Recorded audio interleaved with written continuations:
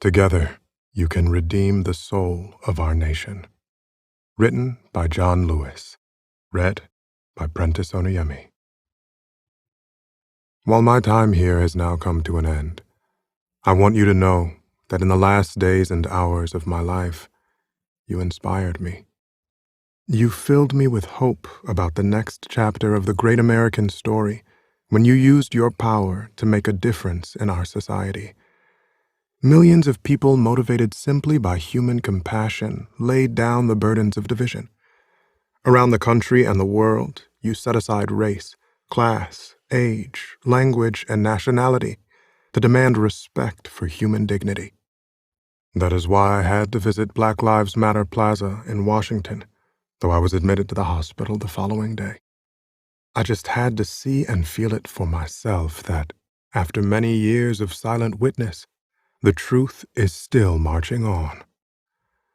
Emmett Till was my George Floyd.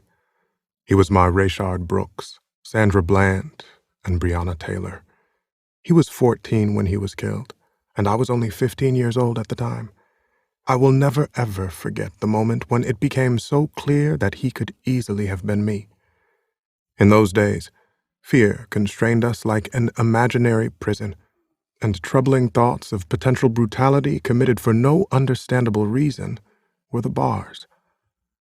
Though I was surrounded by two loving parents, plenty of brothers, sisters, and cousins, their love could not protect me from the unholy oppression waiting just outside that family circle.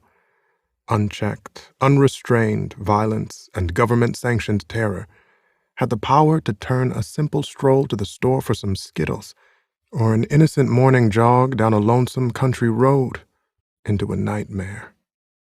If we are to survive as one unified nation, we must discover what so readily takes root in our hearts that could rob Mother Emanuel Church in South Carolina of her brightest and best, mow down unwitting pedestrians on a Las Vegas boulevard, and choke to death the hopes and dreams of a gifted violinist like Elijah McClain.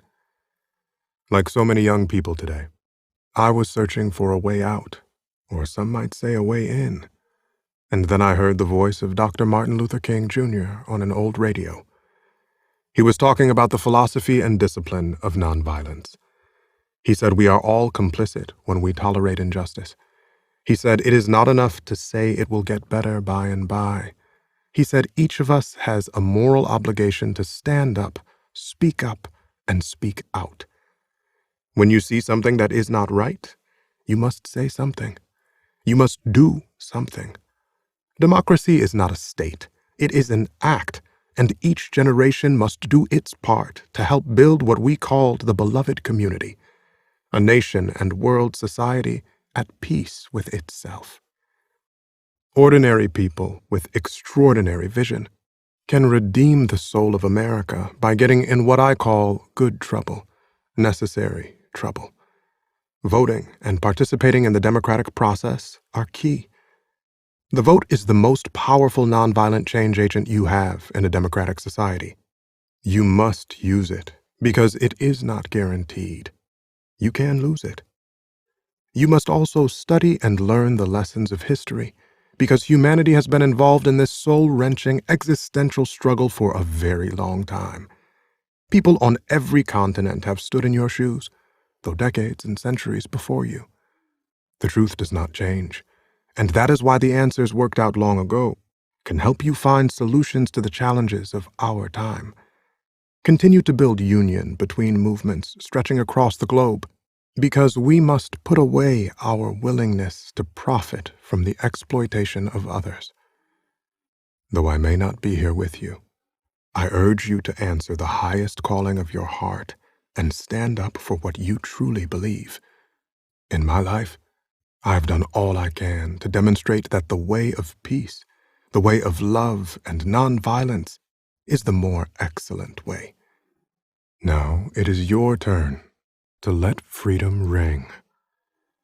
When historians pick up their pens to write the story of the 21st century, let them say that it was your generation who laid down the heavy burdens of hate at last, and that peace finally triumphed over violence, aggression, and war.